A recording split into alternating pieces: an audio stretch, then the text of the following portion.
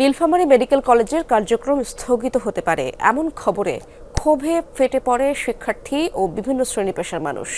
Medical college বন্ধ না করে স্থায়ী ক্যাম্পাস ও অবকাঠামো নির্মাণের দাবিতে মানববন্ধনে অংশ নিয়েছেন হাজারো মানুষ। তবে কর্তৃপক্ষ বলছে একনেকে পাশ হলেই শুরু হওয়ার কথা রয়েছে কলেজের স্থায়ী ক্যাম্পাস নির্মাণের কাজ।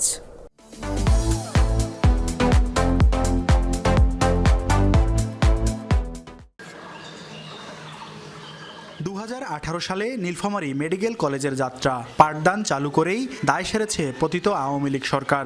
6 বছরেও নির্মাণ হয়নি স্থায়ী অবকাঠামো না থাকা কলেজের সাথে হাসপাতালের দূরত্ব বিবেচনায় মানহীন আখ্যা দিয়ে নীলফামারী সহ একই সময়ে প্রতিষ্ঠিত 5টি মেডিকেল কলেজ বন্ধের সিদ্ধান্ত নিতে পারে সরকার, এমন গুঞ্জনে শিক্ষার্থীদের সাথে প্রতিবাদে নেমেছে সাধারণ মানুষ। শিক্ষার্থীরা বলছেন, বিগত বছরে ভালো ফলাফল করলেও নীলফামারী মেডিকেলকে মানহীন আখ্যা দেয়া ষড়যন্ত্রের অংশ।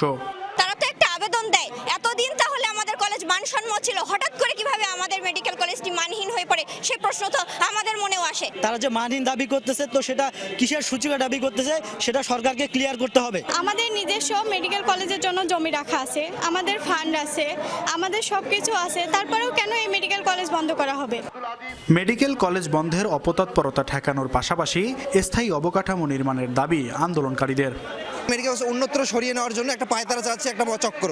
আমরা চাই এই মেডিকেল কলেজটাকে এখানে স্থায়ীকরণ করা হোক। বিগত 2018 সালে নীলফামারী মেডিকেল কলেজ স্থাপিত হয়েছে, আর কোনো বিষয় যখন স্থাপিত হয়ে যায় এটাকে ধ্বংস করা মোটেও সমীচীন হবে না। নীলফামারী সরকারি মেডিকেল কলেজ যাতে কোনোভাবে বন্ধ না হয়ে অন্যত্র যেতে না পারে, অন্যত্র নিয়ে যেতে না পারে, সেটাই হচ্ছে মূলত আজকের এই দাবি। অধ্যক্ষ জানালেন, স্থায়ী ক্যাম্পাস নির্মাণে জমি নির্ধারণ ও মাস্টার প্ল্যান অনুমোদন করা হয়েছে।